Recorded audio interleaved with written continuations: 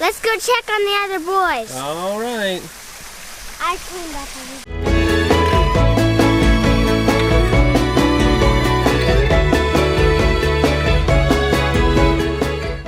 This week I'm going to take the camera back and I have some questions to answer for you. Actually, I have two lists.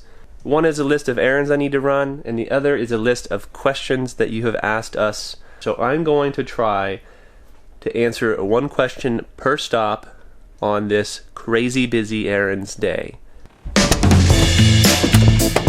And question number one is, where do you live?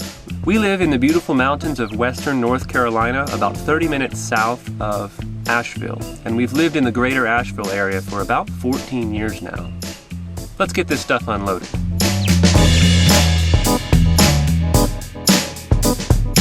Okay, I'm not going anywhere till I get this window fixed. The other day I put it down and it wouldn't go back up, so I got a trash bag on it. So, question number two that we get asked: how do we transition from what you might call the standard American dream to a more fulfilling and fruitful lifestyle? You know, I can't do that question justice in just a moment here. In fact, that's sort of what our whole vlog is about. In summary, I would say this.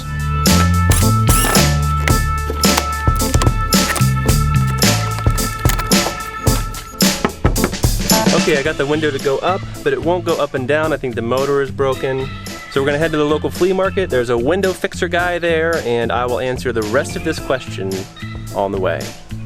Because we follow Jesus and we take him at his word, and because Jesus teaches us that we should love other people, that we should forsake our lives for the sake of others, then making practical changes in our life has not been difficult. Yes, we've faced challenges along the way. Yes, there are differences between Lindsay and I on how things should and shouldn't be done. But ultimately, if we're working from the same place, then we'll have joy about giving up things so that we can free our time to help, love, and serve others. Okay, a quick stop at Walmart to get my glasses fixed. It seems like every 2 years. The other day, Silas got a hold of them. Okay, stop number three and question number three. How do we get out and stay out of debt? Boy, another loaded one.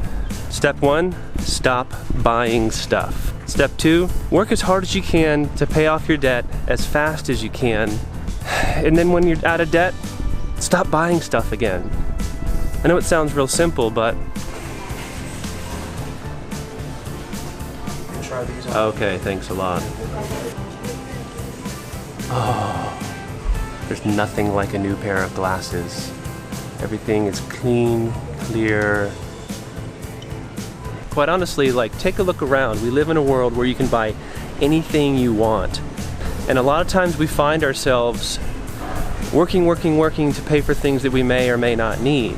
Instead of working to live outside of our means, we've adjusted our life to live inside our means.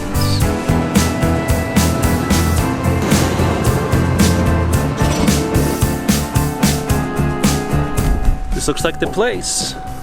He's not here today. He'll be here tomorrow, so...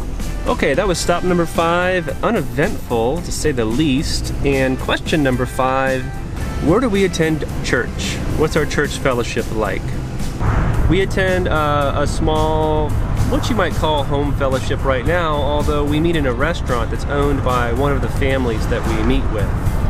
There's about 5 or 6 families from a variety of backgrounds. We like to sing and worship together, and we really love our church family. Okay, I seem to have gotten my numbering mixed up. This is actually stop 5 and question number 5, I believe. Can we come play music at your church? It's really hard with a busy family schedule, 4 boys, and all the recording projects that we have going on. You're welcome to send us a request. If you're local or regional, we'll do our best to come out and play for you. We hope to take a road trip this summer, a tour across the country. Maybe we'll stop in an area near where you live, and we'd love to meet you there. So stay tuned for that. And now I'm gonna go to the bank. Okay, that's it. I think we're gonna head back toward the house. We have a couple more projects to do and a couple more questions to answer.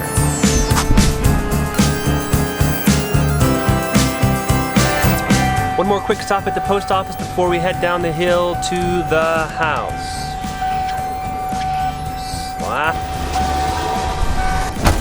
Okay, stop 6 and question number 6. How can we support your music ministry? 1. Watch these videos. 2. Like, comment, subscribe. 3. Share these videos. Number 4. You can buy our music at our website and we will send it to your house. 5. You can support us through Patreon, and some people have been generous and kind enough to donate, and there's a link for that in the description below as well. Questions 7, 8, 9, and 10 will be answered for you momentarily. On we go.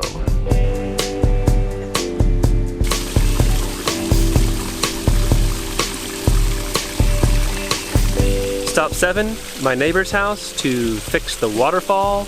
Question 7, do we have any musical training?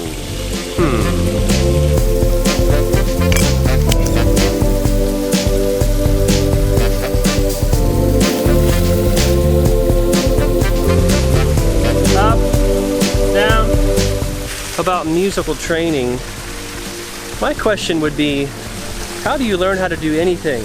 Like wiring electricity or driving a car or riding a bike. It just takes practice. Yes, I had piano lessons when I was a kid, but a lot of people do. So if you want to learn how to do anything, just set your mind to it. I promise you, eventually you'll learn it. And it doesn't help to have a little bit of instruction too. All right, Forrest, what's next? Let's go check on the other boys. All right. Looks like we found the boys doing a little bit of activities and homeschooling. And one question that we get asked all the time is, what homeschooling curriculum do we use? We sort of do a combination of traditional homeschooling with bookwork and more of an unschooling method where we use teachable moments and just opportunities and experiences. For our bookwork, we use Christian light education. Otherwise, we use the great outdoors and just life itself to teach.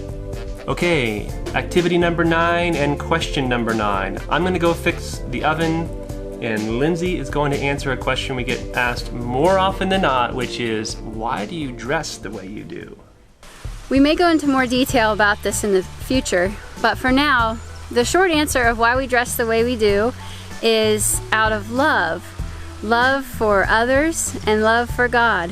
Each person is accountable for their own thoughts and actions, but we don't want to be a stumbling block to somebody by the way that we are dressed. If we can help somebody just to have more pure thoughts, then that is a loving thing to do. Let's see if this thing fires up.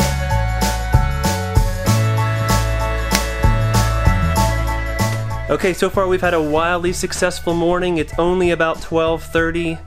We're on to question and activity number 10. What are you gonna do when your boys outgrow your tiny house? They are gonna get bigger. In fact, they're getting bigger now.